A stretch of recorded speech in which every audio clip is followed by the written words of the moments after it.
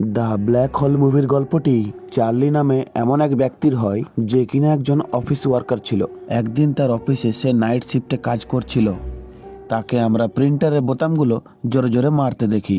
তার হাবভাব দেখে বোঝা যায় যে চার্লি অনেক ফ্রাস্ট্রেশনের মধ্যে আছে, আর হয়তো সে এই জব থেকে সন্তুষ্ট নয়।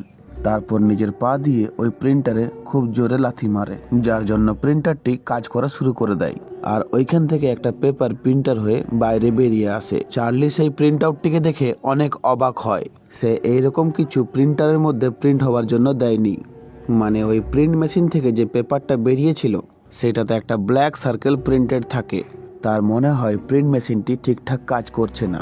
তারপর সে প্রিন্টিং পেপারটিকে সাইডে রেখে সেই প্রিন্ট মেশিনটিকে চেক করে, আর সব কিছু ঠিক পেয়ে সে অনেক অবাক হয়।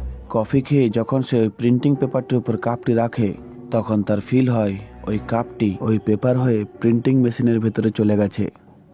এইটা দেখে সে সারপ্রাইজ হয়ে যায়। তারপর সে ভয়ে ভয়ে ওই ব্ল্যাক হোলের ভিতরে হাত ভরে কাপটিকে বার করতে থাকে। এইসব দেখে চার্লি অনেক শকড হয়ে যায়।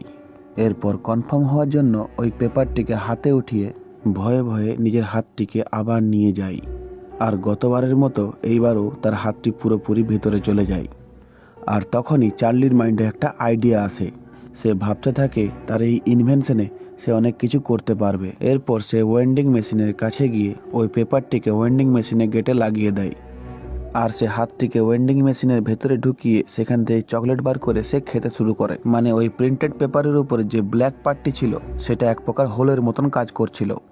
এরপর চার্লি চতুর্দিকে দেখতে থাকে আর ভাবতে থাকে সে তার ইনভেনশনে কি কি করতে পারে। তখন তার নজর লোকার রুমের দিকে যায়। সে ওই ব্ল্যাক হোলের সাহায্যে লোকার রুমের গেট খুলে ভেতরে থাকা ক্যাশ বক্সের দিকে যায়, আর সেই প্রিন্ট পেপারটি ওই ক্যাশ বক্সের ওপরে চিপকে দেয়।